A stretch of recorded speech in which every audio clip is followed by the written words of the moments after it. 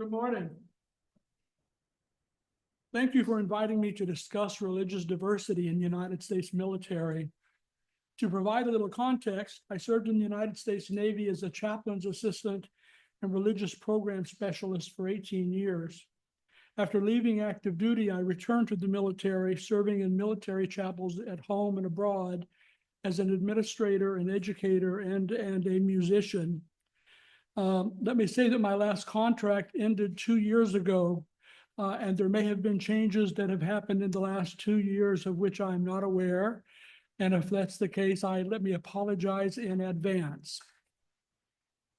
I'm going to use a word, and it's a word that is not used nearly enough in some circumstances, but we should be aware of it, and that's the word fundamentalist. We use that often in the religious context, but in truth, fundamentalism is nothing more than fascism. It is the few trying to control the many, and usually by violence, whether it's physical violence or it's spiritual or it is emotional. So when I use that word, please keep that in mind. Any discussion of religious diversity in the military must begin and end with the office of military chaplain. Chaplains can be found in the Army, the Air Force, and the Navy. Navy chaplains also provide religious support to the Marine Corps and to the Coast Guard.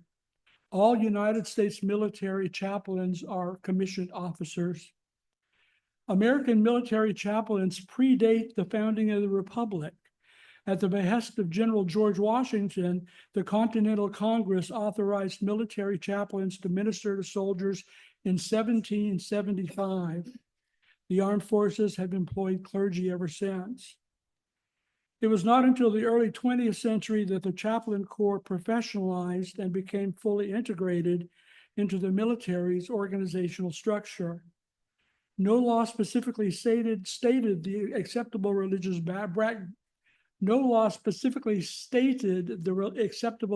background of chaplains, but only mainline Protestant ministers and later Roman Catholic priests wore the insignia of the military's religious officers, a golden cross. Obviously, that is problematic for Jewish personnel. The chaplain's corps was also exclusively white and exclusively male. There is one area where military chaplains fall outside military order in the chain of command, and that is in their leadership of what is referred to in Department of Defense parlance as divine service. Under the guise of religious liberty, when leading worship, chaplains can say and do anything they want. As you can probably imagine, the fundamentalists have a field day with that. I'd like to cite one example that I personally saw. I was stationed at the nuclear weapons station in Charleston, South Carolina. I was the director of music and worship there at the chapel. And we had a Southern Baptist chaplain who did a lot of counseling. And apparently in a counseling session, a young female sailor recounted to him that she had been raped by her stepfather at the age of 14 and had gotten pregnant. She, with her father and her stepfather and mother, terminated the pregnancy.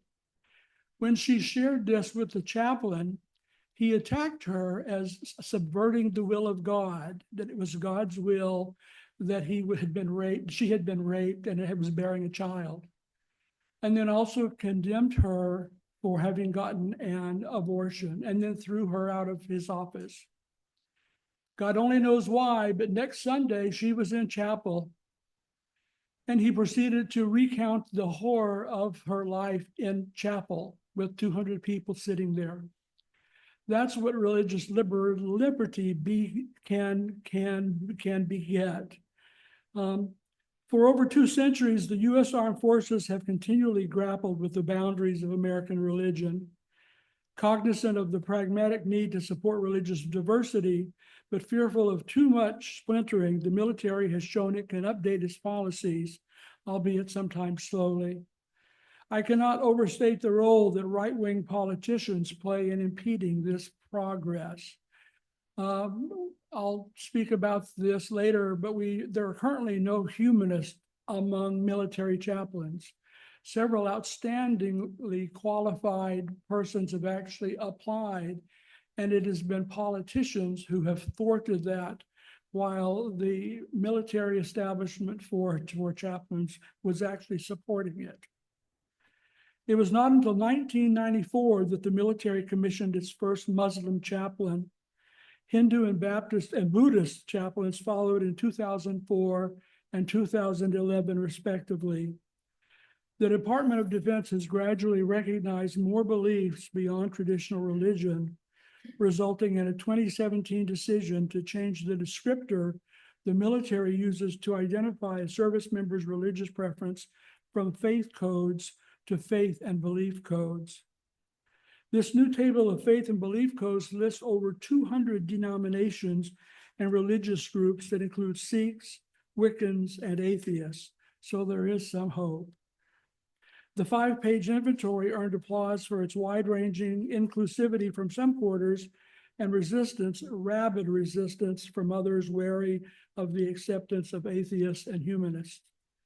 While recognized as a belief system, self-identified humanists have not been accepted as military chaplains, even though a few exceptionally qualified candidates have tried. The military is a microcosm of society at large, and the most recent Department of Defense study of religious preferences of military personnel, done in 2019, approximately 70% of active duty military reported being Christian, with 32% having no denominational affiliation, 20% Catholic, 18% Protestant, and 1% Mormon. 2% identified as atheist or agnostic, 1% as affiliated with an Eastern religion, and 0.4% as Jewish or Muslim.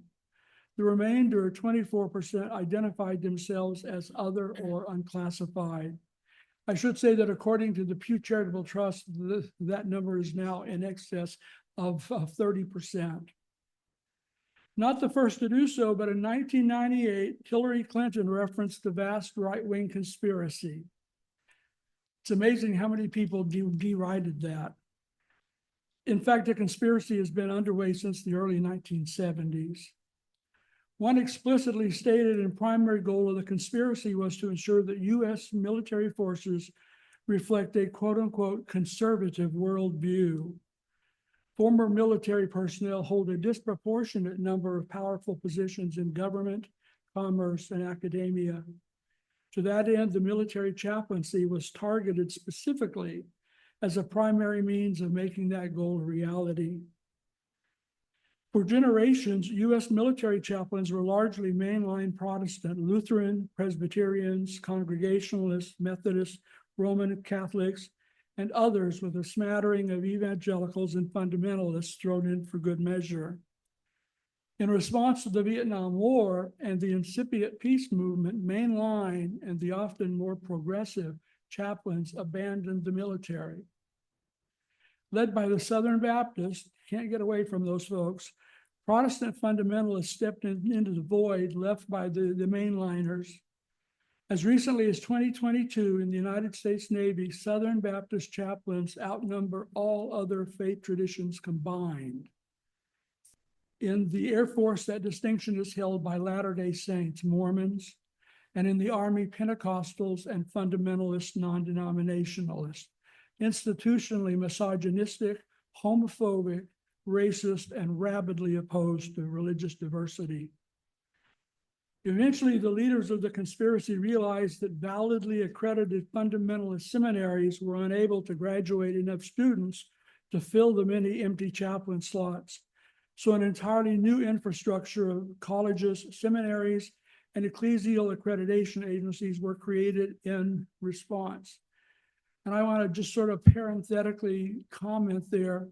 What they literally did was they founded colleges and seminaries that were called colleges and seminaries, specifically so that they would meet the official standards for a chaplain. Some of these colleges, you could complete a bachelor's and a master's in 18 months. And because they met the term college and seminary with the help of the right-wing politicians, they were able to get away with that. Most of these new institutions were unable to pass muster with the current academic accreditation agencies, so new entities with a quote-unquote proper Judeo-Christian worldview were created to provide accreditation. In concert with this effort, right-wing politicians forced the military to abandon their academic and accreditation agency standards, accepting entities that would have never otherwise passed muster. Folks, I do apologize. I know you were hoping for something bright and cheerful, but this is the reality.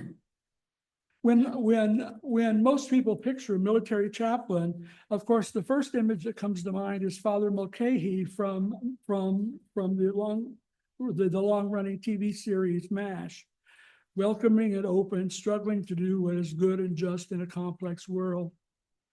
Aided and abetted by right-wing politicians and using the cover of religious liberty, today many of the fundamentalist chaplains insist on serving only military personnel and their families from their specific religious tradition, which means that they literally exclude people that are not from their tradition. Now, with all of that said, and I'm about ready to slash my wrist now, I apologize. There is one hopeful and positive sign, and that is that the increase of women in the military chaplaincy. Due to the strictures against women clergy in fundamentalist churches, many women who are called to ministry are finding a place to exercise their divine call as military chaplains. This is really a hopeful sign. With a lot of these faith groups, they are misogynistic. There's simply no way to put that. They forbid female clergy and certainly female pastors. It's becoming increasingly difficult for them to take that stance in their local churches, and yet a female chaplain can serve in a military chapel and put her life on the line in a combat situation. So it's sort of a back channel way to do it, but there is hope there. The first woman to do so from 2014 to 2018, Rear Admiral Margaret G. Kibben, a Presbyterian, served as Chief of Navy Chaplains. She was the first female to ever serve in that. I should say that in 1895, the Chief of Navy Chaplains was a Universalist. So there is a precedent for it. We had to keep hope alive. She is now serving her second term as chaplain of the House of Representatives. Again, the only woman to actually serve in that role. It's highly unlikely that she would have been selected as chaplain of the House apart from her military background. In closing, this is the environment in which those advocating for religious pluralism must function. Thankfully, there are still those who value diversity and religious pluralism. Women and men who are willing to put themselves out there as they work for a better world. For further information, I would call your attention to the Military Association of Atheists and Free Thinkers. Their website is militaryatheist.org. Thank you. Questions?